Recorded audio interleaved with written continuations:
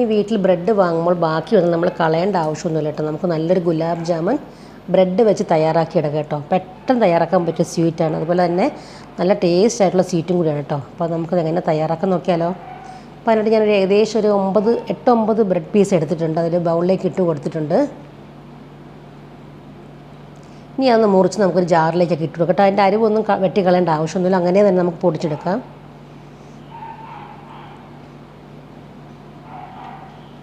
ഇതുപോലെ ഒന്ന് പൊടിച്ചെടുക്കണം കേട്ടോ. ഇനി അതൊരു ബൗളിലേക്ക് ഇട്ട് കൊടുത്തിട്ടുണ്ട് ആ പൊടി.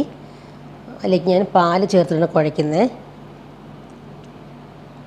അപ്പോൾ ആദ്യം കുഴയ്ക്കുന്നവരാണെങ്കിൽ നമുക്ക് കുറേശ്ശെ പാല് ചേർത്ത് കുറേശ്ശായിട്ട് കുഴച്ചെടുക്കാം കേട്ടോ.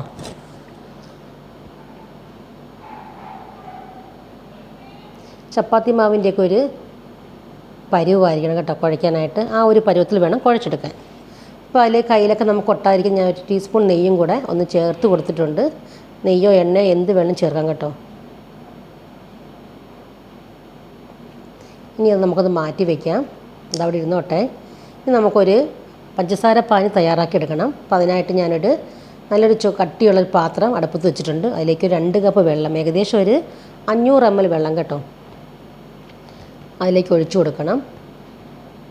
അതിനോടൊപ്പം തന്നെ അതേ കപ്പിൽ തന്നെ ഒരു 3/4 കപ്പ് പഞ്ചസാരയും കൂടെ ചേർത്ത് കൊടുത്തിട്ടുണ്ട് കേട്ടോ. മധുരം കൂടുതൽ വേണ്ടുന്നവർ കുറച്ചുകൂടി കൂടുതലൊക്കെ ചേർത്തെടുക്കാം കേട്ടോ. ഇതിപ്പോൾ നോർമൽ ഒരു മധുരമായിരിക്കും.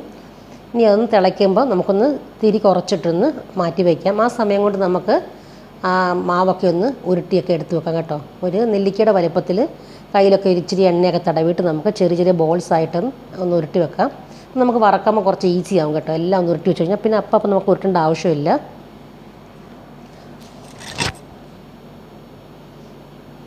അപ്പോൾ ഞാൻ കുഞ്ഞു ബോൾസായിട്ട് എല്ലാം ഒന്ന് ഉരുട്ടി ഒരു പ്ലേറ്റിലേക്ക് മാറ്റി വെച്ചിട്ടുണ്ട്. ഇനി നമുക്കിത് ഒന്ന് വറുത്ത് കോരിയെടുക്കണം കേട്ടോ. അപ്പോൾ പഞ്ചസാര പാനിയൊക്കെ ഇവിടെ നന്നായിട്ട് തിളച്ച് ഒന്ന് കട്ടിയായിട്ടുണ്ട് ചെറുതായിട്ടൊന്ന്. അപ്പോൾ അതിലേക്ക് ഞാൻ 1 ടീസ്പൂൺ ഏലക്കാപ്പൊടി ചേർത്ത് കൊടുത്തിട്ടുണ്ട് കേട്ടോ. ഒരു മണമൊക്കെ കിട്ടാൻ വേണ്ടി, ഒരു ഫ്ലേവറിന് വേണ്ടിയിട്ട്. അപ്പോൾ അവിടെ നമുക്ക് മാറ്റി വയ്ക്കാം. ഇനി ഒരു ചീനച്ചട്ടിയിലോട്ട് ഞാൻ കുറച്ച് എണ്ണ മതി കേട്ടോ. അതിലേക്ക് 1 ടീസ്പൂൺ നെയ്യും കൂടെ ഒഴിച്ച് കൊടുത്തിട്ടുണ്ട്. നെയ്യ് ഒഴിച്ചിലും കുഴപ്പമൊന്നുമില്ല. എണ്ണയിൽ തന്നെ നമുക്ക് വറുത്ത് കോരിയെടുക്കാം, അല്ലെങ്കിൽ നെയ്യിൽ തന്നെ നമുക്ക് വറുത്ത് കോരിയെടുക്കാം. ഏതായാലും നിങ്ങളുടെ ഇഷ്ടം കേട്ടോ.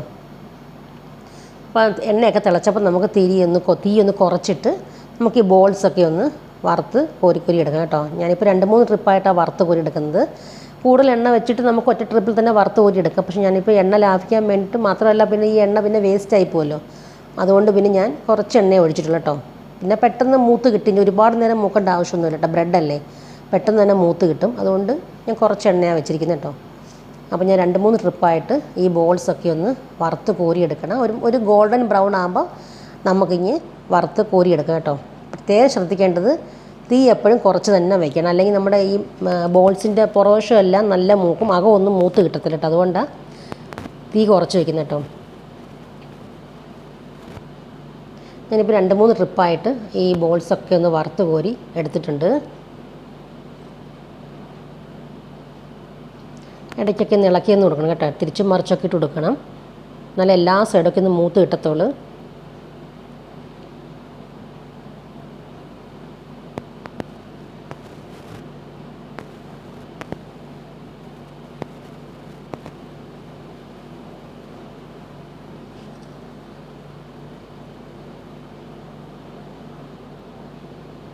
ഈ ഒരു കളറിൽ വേണം നമ്മളൊന്ന് വറുത്ത് കോരിയിടും കേട്ടോ. അപ്പോൾ ഞാൻ ഇതെല്ലാം ഒന്ന് വറുത്ത് കോരി എടുത്തിട്ടുണ്ട്.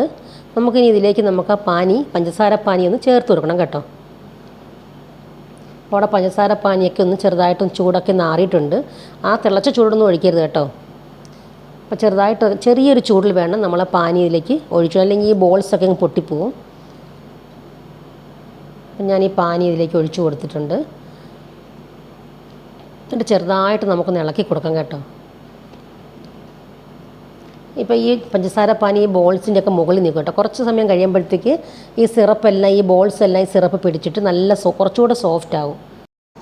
അപ്പോൾ വീഡിയോ ഇഷ്ടപ്പെട്ടാൽ ചാനലൊന്ന് സബ്സ്ക്രൈബ് ചെയ്യാൻ മറക്കല്ലേ. അതുപോലെ തന്നെ ഇതുപോലുള്ള വീഡിയോസ് കിട്ടാനായിട്ട് ചാനലൊന്ന് ഫോളോ ചെയ്യണം കേട്ടോ. സബ്സ്ക്രൈബ് ചെയ്യണം, ലൈക്ക് ചെയ്യണം, ഷെയർ ചെയ്യണം. അപ്പോൾ പുതിയൊരു റെസിപ്പിയായിട്ട് വീണ്ടും പെട്ടെന്ന് തന്നെ വരുന്നതായിരിക്കും. ഇപ്പോൾ അടുത്തൊരു വീഡിയോ ആയിട്ട് വരുന്നവരെ ബൈ.